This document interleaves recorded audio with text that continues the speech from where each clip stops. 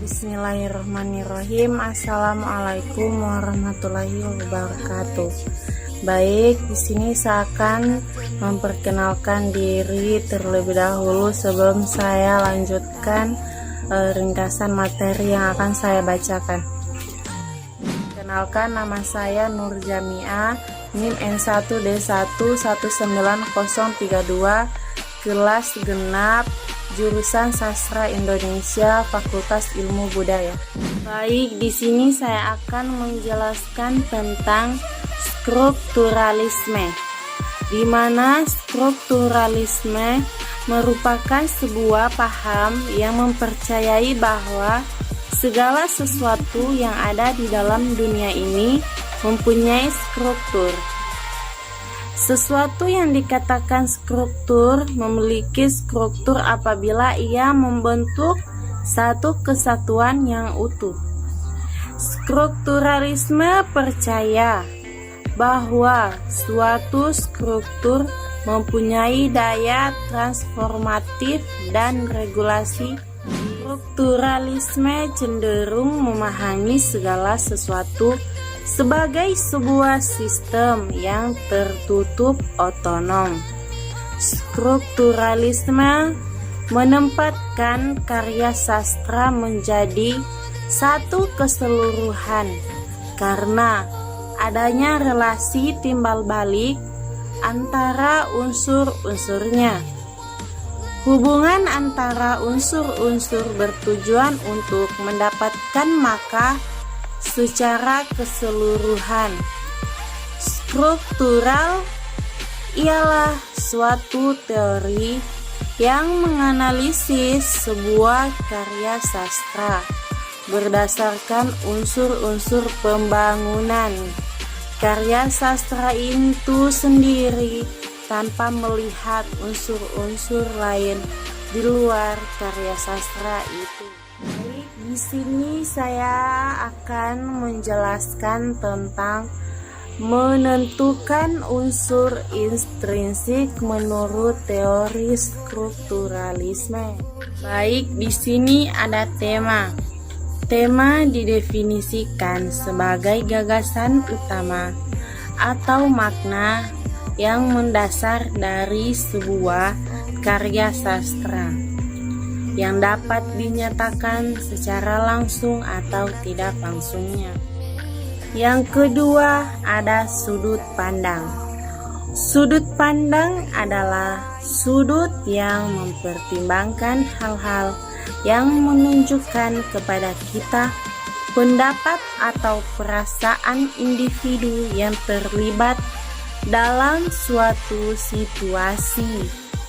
Dalam sastra, sudut pandang adalah cara narasi yang digunakan penulis untuk membiarkan pembacanya mendengar dan melihat apa yang terjadi dalam sebuah cerita, puisi, atau esai. Dan ada juga tokoh.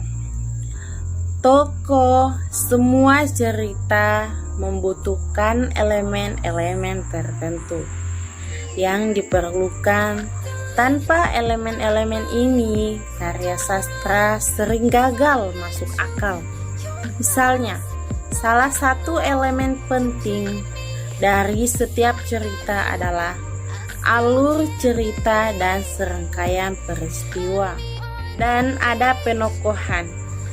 Penokohan adalah alat penulis atau alat sastra yang muncul kapan saja penulis menggunakan perincian untuk mengajar kita tentang seseorang. Ini digunakan selama cerita untuk menceritakan kisahnya itu.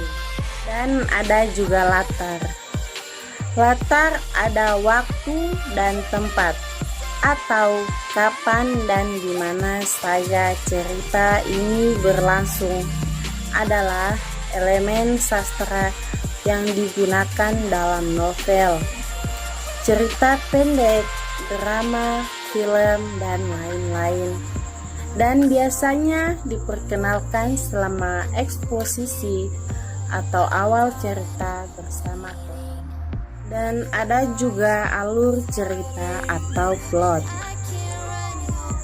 Alur cerita adalah istilah sastra yang digunakan untuk menggambarkan peristiwa yang membentuk sebuah cerita atau bagian utama dari sebuah cerita.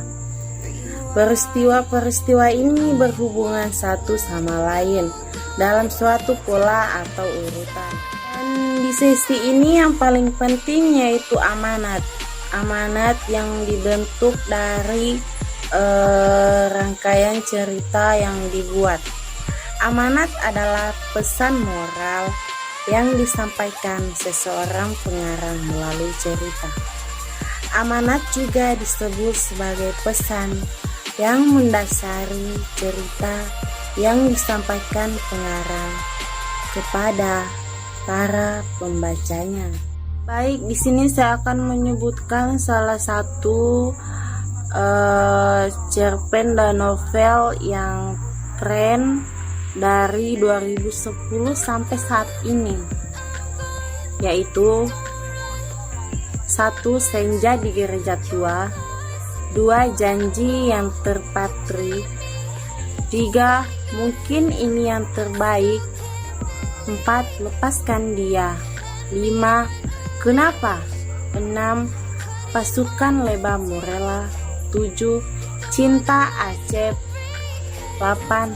Mbok Darmi dan Kaos Beo, 9. Penyesalan tiada akhir, 10. Bertemanku dengan Mary Riana. Baik, mungkin itu saja yang bisa saya sampaikan dalam video kali ini. Apabila ada kesalahan kata atau kekurangan, mohon dimaafkan. Karena saya di sini masih sangat-sangat belajar. Wabillahi taufiq walhidayah. Wassalamualaikum warahmatullahi wabarakatuh.